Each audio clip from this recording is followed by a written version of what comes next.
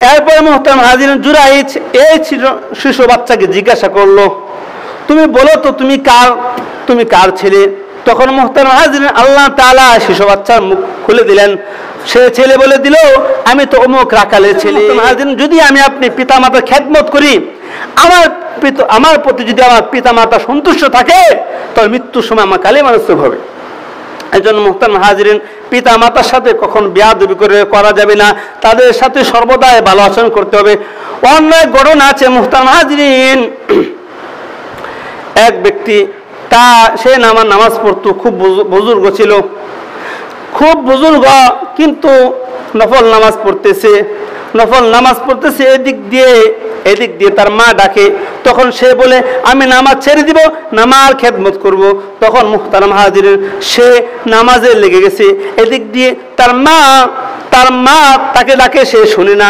তখন তার মা বদদুয়া করেছে যে তোমার প্রতি তার মুখ না দেখে যেন তোমার মৃত্যু না হয়।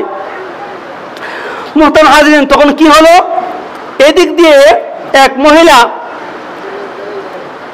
তার কাছে আসলো, বুজুর্গ কাছে আসলো। আসার পরে বলতেছে যে তার সাথে কুকাম করতে চা। তখন বুজুর্গ বলতেছে, এখান থেকে যাও, সরে যাও। সে তাকে হটিয়ে দিল। তখন মুহতারাম হাজিরিন, এই মহিলা এক রাখালের সাথে কুকাম করেছে।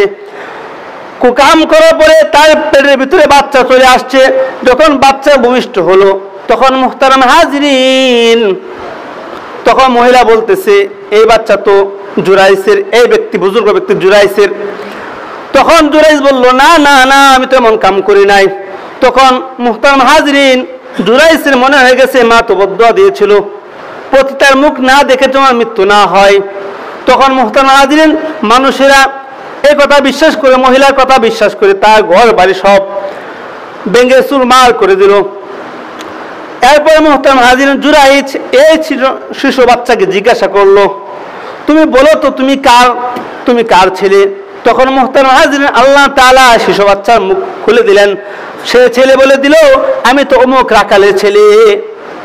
তো মুহতারাম হাজিরিন, সে একটু ব্যতিগ্রস্ত হয়েছিল, কারণ কি, মার কথা শুনে নাই, মা তাকে খেদমতের জন্য ডাকছিল, সে নফল ইবাদতের ভিতরে লেগেছিল। এজন্য মুহতারাম হাজিরিন, নফল ইবাদতে লেগে থাকার চেয়ে পিতা মাতার খেদমত আগে করতে হবে।